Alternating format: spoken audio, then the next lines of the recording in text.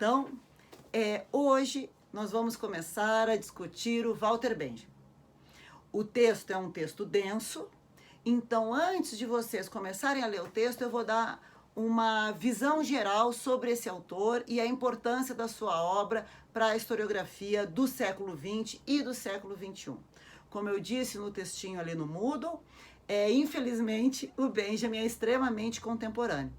Walter Benjamin é um dos membros da chamada Escola de Frankfurt, criadora da teoria crítica, que vocês escutam, pegam em texto e, a teoria crítica. Quando você está falando de teoria crítica, você está falando de Frankfurt.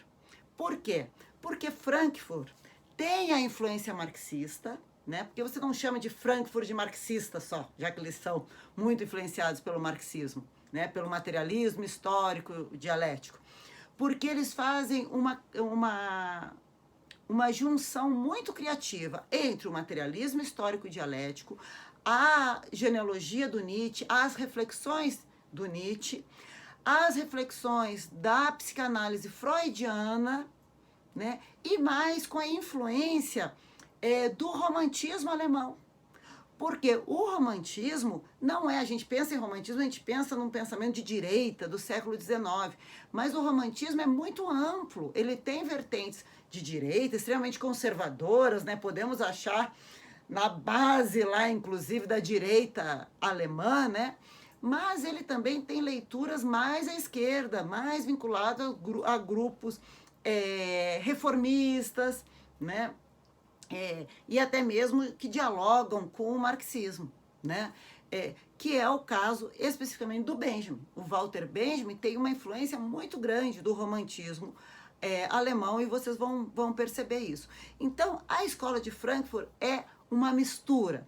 Ela tem, sim, uma grande influência do materialismo histórico dialético? Tem.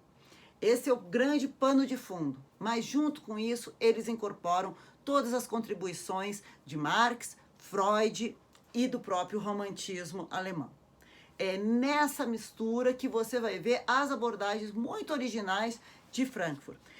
Porém, mesmo dentro de Frankfurt, Benjamin, ele é sempre um pouco marginal, assim, lateral. Ele não é um frankfurtiano típico, como os grandes líderes dessa escola, né? Que é o Adorno, o Horkheimer, né? O Habermas, né? Esses três grandes nomes, mas nós temos também o Marquise, né? E o Fromm, que também são nomes importantes, tá? Mas Adorno e Horkheimer, que são os grandes referenciais de Frankfurt, né? São os centrais. Benjamin, então, é muito amigo de Adorno, né? Mesmo eles tendo várias ideias diferentes. As cartas entre Adorno e Benjamin são publicadas, né? E a gente pode perceber essa distinção, né? Como o Benjamin tem uma visão mais criativa, vamos dizer assim, mais aberta, exatamente por essas grandes influências que ele tem, do que o Adorno, né? Então, vamos primeiro localizar a Escola de Frankfurt. Então, a Escola de Frankfurt é o Instituto de Pesquisa Social de Frankfurt, né? Fundado em 24 e que migrou de Frankfurt primeiro para a Suíça, depois para Paris e depois para os Estados Unidos, para Nova York, a partir de 33, por causa da ascensão do nazismo. Eles vão voltar para Frankfurt só no pós-Segunda Guerra Mundial, em 1950, e estão lá até hoje, tá? Benjamin vai ser bolsista desse instituto. Então, como Natan, que foi meu IC, sabe, a posição de bolsista não é a mesma posição de um professor pesquisador. Então, ele está sempre negociando um pouco, né, com o Adorno, que é um pesquisador do Instituto.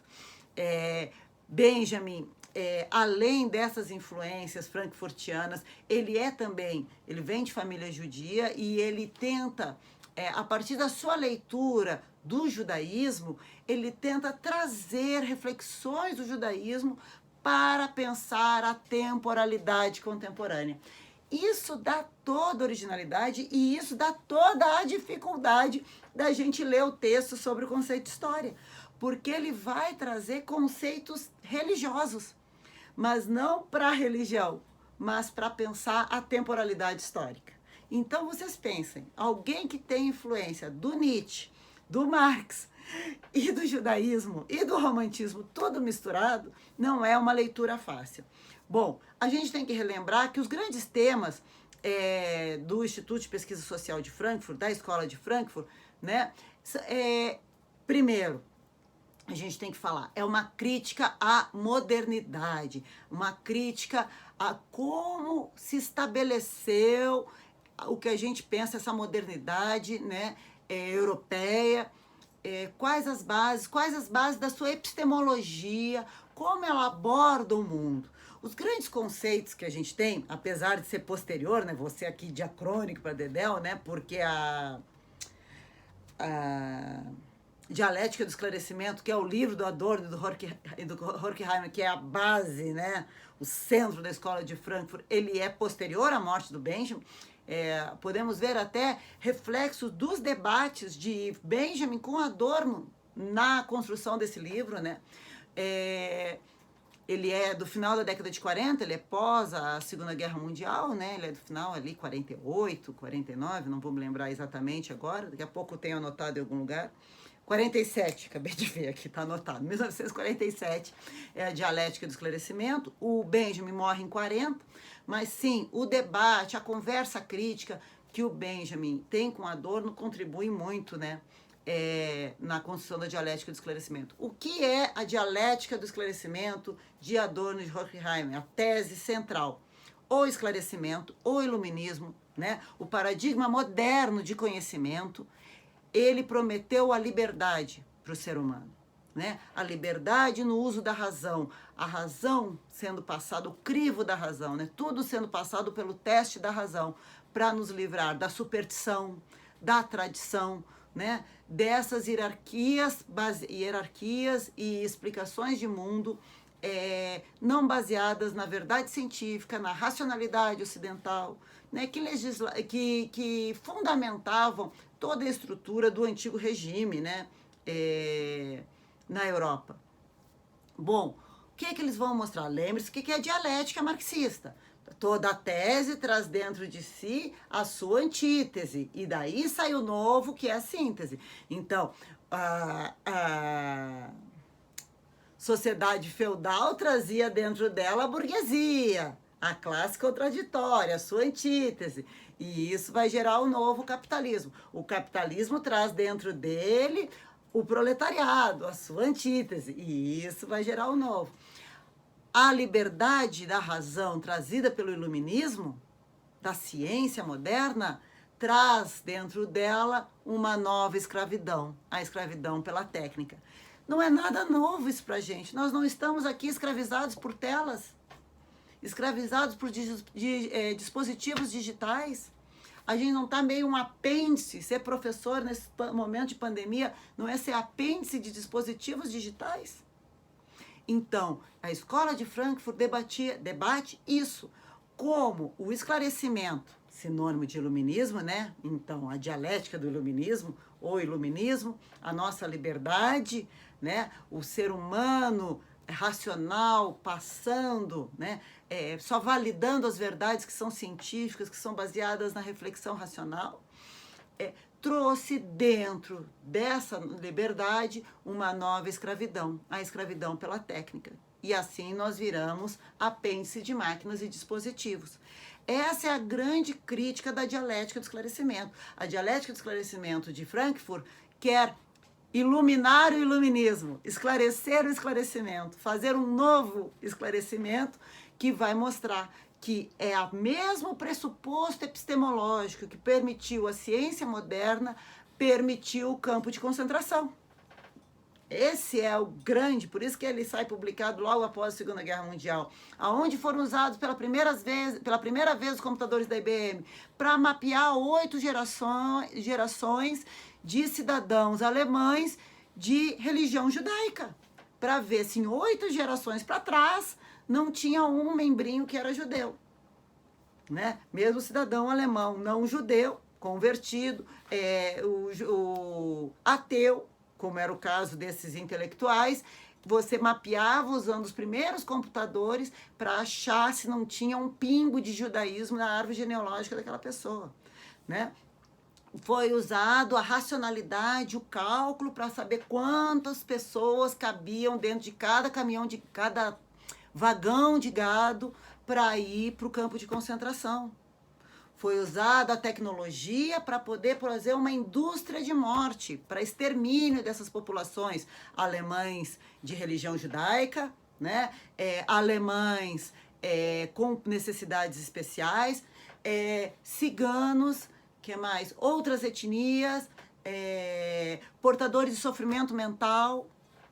Todas essas pessoas foram exterminadas, foram, primeiro, expropriadas da sua cidadania, né? Heróis da Primeira Guerra Mundial, heróis do exército alemão na Primeira Guerra Mundial, tiveram a sua cidadania expropriada e foram levados para esses campos de morte, que eram os campos de concentração, para ter uma indústria, né? Você vê que os campos de concentração tinham aqueles grandes fornos, que saía fumacinha, né? Se você olhava de longe, você não sabe diferenciar se é uma indústria de morte ou uma indústria de cerâmica, porque sai fumacinha igual, o layout é o mesmo, é a racionalidade dos grandes galpões, o sistema racionalizado da linha de produção, só que agora, em vez de produzir tijolos, produzia cadáveres, extermínio.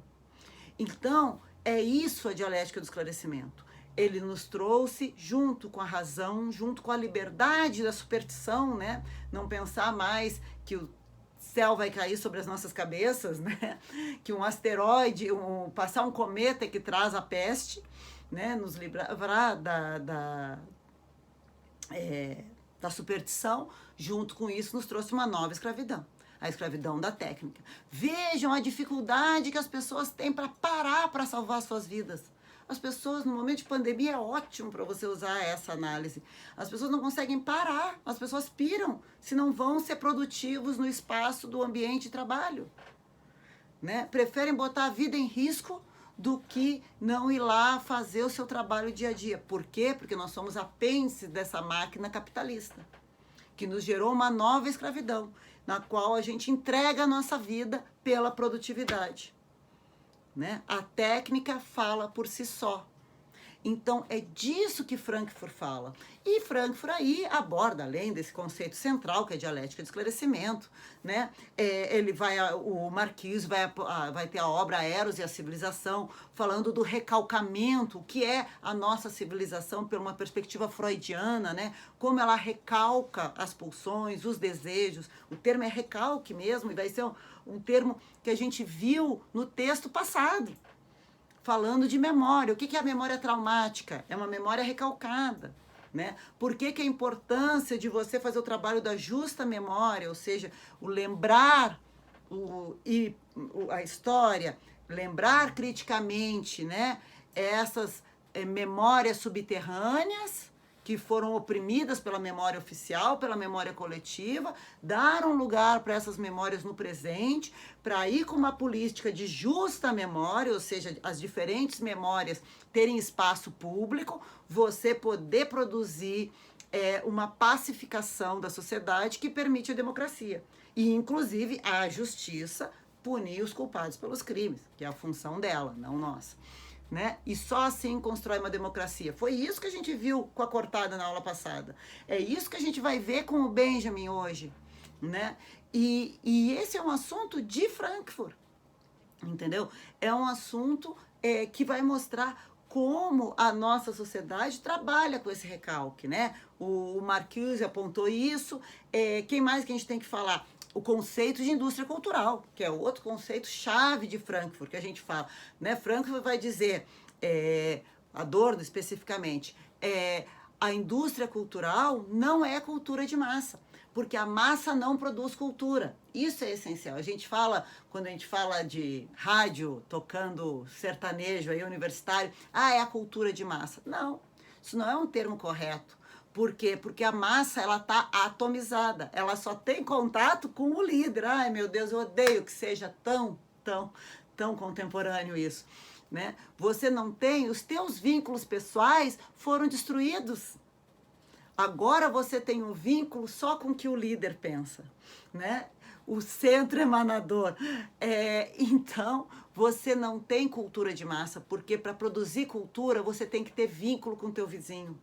Vínculo pessoal, né, para aquele grupo produzir uma cultura. Então você pega o fandango do litoral paranaense, você pega aquela cultura dos tropeiros aqui do Paraná tradicional, a cultura ucraniana em Prudentópolis, ou a cultura polonesa em Prudentópolis, a cultura quilombola aqui em Guarapuava. É cultura. Por quê? Porque eles têm vínculos, eles produzem sentido para a sua comunidade, dá endereço identitário, né? A cultura de massa não existe porque ela não tem vínculos. Na cultura de massa, o cidadão pertencente à massa, ele é consumidor cultural e não criador.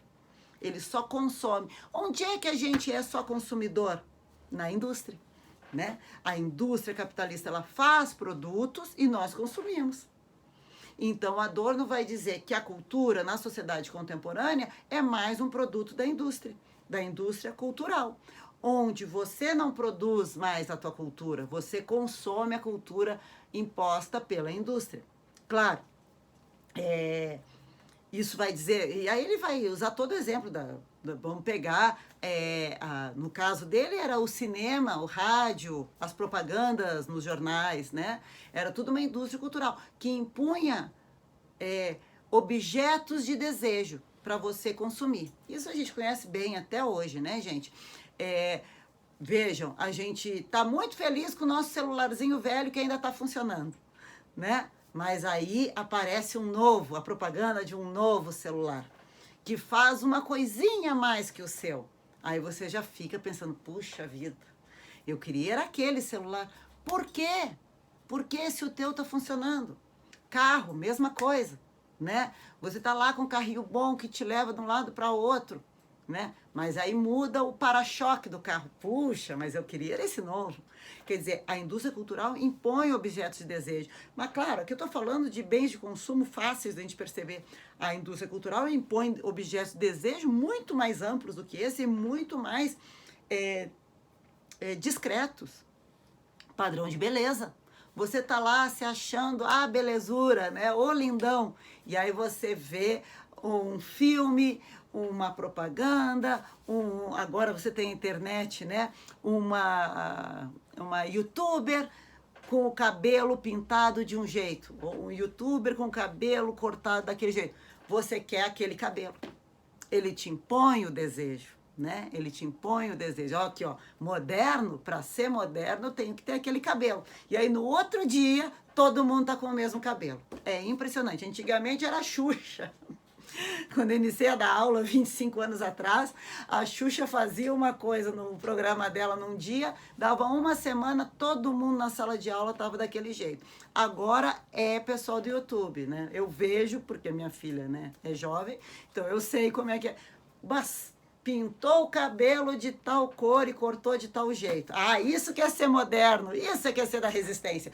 Todo mundo com o cabelo igual. Não vou nem comentar da barba, que o Natan se ofende, né? Porque fica bullying. Essa barba atual que todo homem tem barba. Até 5 anos atrás, ninguém tinha barba. Aí, moda. O que é a moda? Né? O que é a moda? A moda é um local muito legal, porque você vê as tendências, a moda tem faro para o novo. Só que a moda faz parte da indústria cultural também, a gente vai falar mais. Então, ela também te impõe um desejo.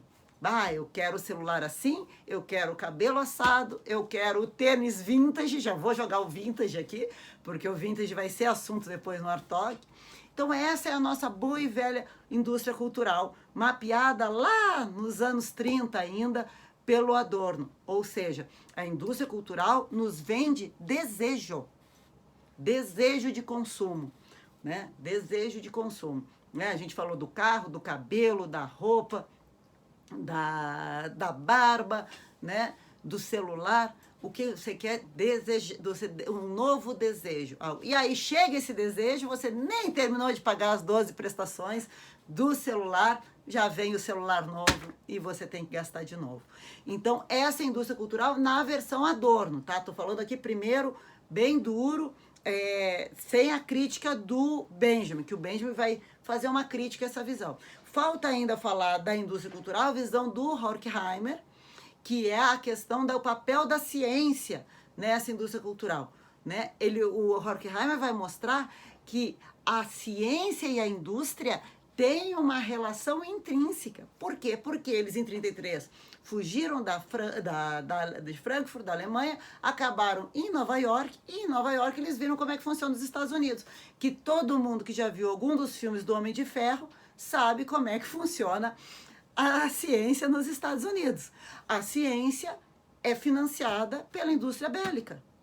E aí os grandes avanços, só que em vez de ser feito na indústria Stark, né, a ciência é feita nas universidades norte-americanas, que são particulares, que são financiadas pela indústria norte-americana, e aquela pesquisa científica da universidade é rapidamente... Quem viu Big Bang Theory sabe disso, né? Que eles produzem lá um radar que a aeronáutica compra. O Big Bang Theory, Homem de Ferro, não precisa ter lido Frankfurt para saber que nos Estados Unidos a produção do conhecimento científico e a indústria bélica são interligadas, né? Interligadas. Então se coloca o próprio conhecimento científico, é a boa e velha dialética do esclarecimento. Você faz ciência para melhorar a vida humana, mas essa ciência vai explodir com a vida humana e com o planeta, certo? Então, o que o Horkheimer vai apontar?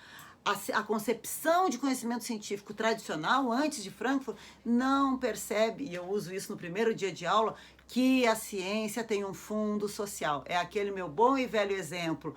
Por que que hoje se pesquisa energia renovável e nos anos 70 se pesquisava energia nuclear? Uma é mais exata do que a outra, mais ciência exata que a outra? Não, ambas são exatérrimas, com leis universais, né? Mas nos anos 70 havia financiamento para fazer energia nuclear. Hoje existe financiamento para fazer energia renovável. Veja, a Ford fechou aqui no Brasil, está fechando em quase tudo, vai manter a indústria ou de carro de luxo na Argentina e no México, ou a norte-americana vai ser convertida para carros elétricos, porque estão perdendo o mercado para a Tesla lá, né? Que é o carro elétrico lá daquele cara ricão lá, americano. Estão perdendo todo mundo. A Fiat e a Renault se juntaram. Por quê? Porque vão fazer carros elétricos. Porque a Grã-Bretanha já proibiu a partir de 35, né? Carrinhos, né? 30 ou 35, carros novos de energia a combustão. Acabou, vai ficar aqui só na periferia. Os países desenvolvidos, centrais do capitalismo, vão optar pelas matrizes menos poluentes. E essa é a tendência da indústria automobilística. Então, por isso está tendo todo esse rearranjo, né? Veja, por que então que estava se investindo em energia renovável? Olha a indústria financiando, né? É o Fundo Social da Ciência. A ciência é financiada. Por que que a história e as humanas estão em crise no Brasil? Porque se cortou. Ontem a professora Mary Froscher botou o site do CNPq. Não tem nenhum edital aberto. Nenhum. Não bastava terem cortado o financiamento da ciência em geral, o atual governo brasileiro, não, das ciências humanas não tem nenhum edital aberto. Para quê? Para matar. Sem dinheiro a gente não tem bolsa. Sem bolsa as pessoas não conseguem fazer a universidade, mesmo a pública, porque tem xerox, tem ônibus, tem comida. Não tem nada. Então, você sufoca, é o Fundo Social da Ciência. Ai, de repente a história está em crise. Por que será? Fundo Social da Ciência. Não tem dinheiro para a história. As pessoas...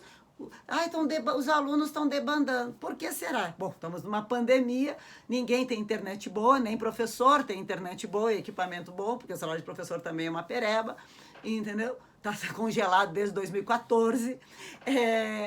Os alunos que vêm para as humanas normalmente sabem que vão ganhar esse salário pereba, então tem que ser de famílias que não tão imbuídas do espírito capitalista, que o sentido da vida é ganhar dinheiro, né? Então, como normalmente não tem também uma boa internet, né? Vejam, os computadores, olha os meus, gente, cada dia eu tô com um problema diferente, entendeu? Porque nada é muito novo. E aí, gente, você vê, é o Fundo Social da Ciência. A gente sabe e que é essa mistura com a indústria. É a ciência no capitalismo. Então, a ciência vai aonde há financiamento. E quem está nos contando isso é Frankfurt. Para a gente é tudo óbvio, né? Eu abro a disciplina falando isso. Pois é, mas antes de Frankfurt não era óbvio. Claro, depois o Foucault vai nos falar também, mas Frankfurt fala primeiro. Certo? Então, essa é a nossa boa e velha escola de Frankfurt, na qual o Benjamin vai ser bolsista. Eu vou parar agora a gravação por 1 minuto e vou perguntar dúvidas até aí, porque eu vou postar esses primeiros 25 minutos sobre a escola de Frankfurt.